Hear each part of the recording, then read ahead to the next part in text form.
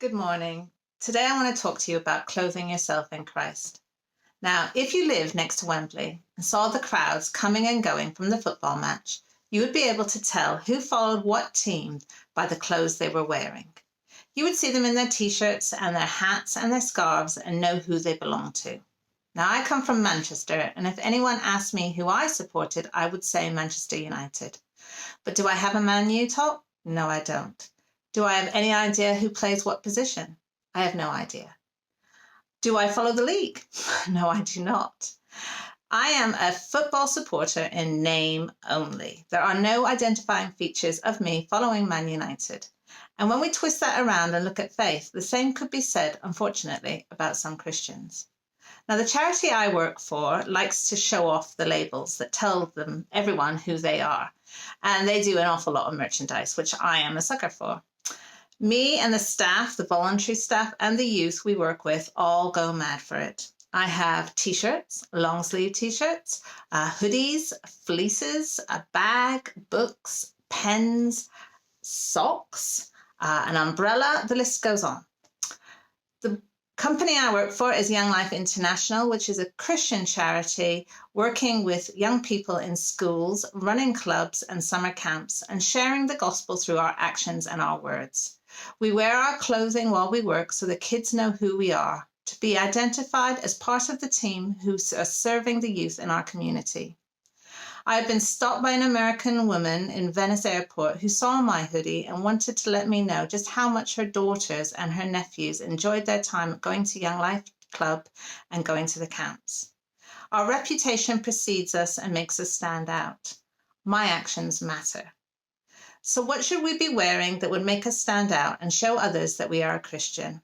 In the Bible, Paul writes to the Colossians, and in chapter 3, verse 12 to 13, in the NIV, he says, "Therefore, as God's chosen people, holy and dearly loved, clothe yourself with compassion, kindness, humility, gentleness, and patience.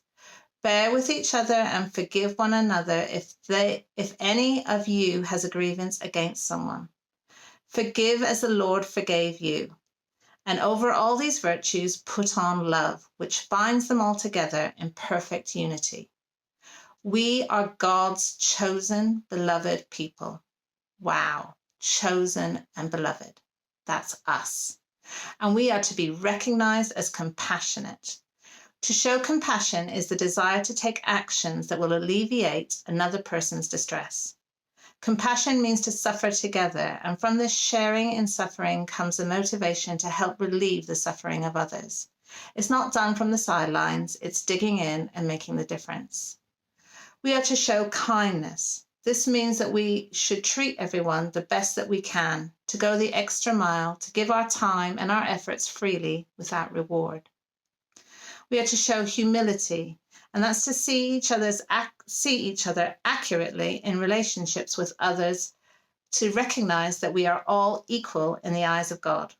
This is a great equalizer that cuts through class, color, race, wealth, and religion, and it is being emphasized in the present political arena. Humility means lowliness, and to esteem others before ourselves. We should remember that Jesus is our servant king, and we are to follow his example and serve others before ourselves. We are to be gentle, free from harshness, sternness, or violence, to be calm and peaceful with others.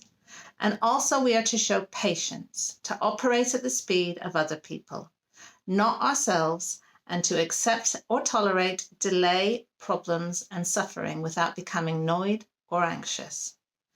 Now, I don't know about you, but I have a lot to work on some of these virtues.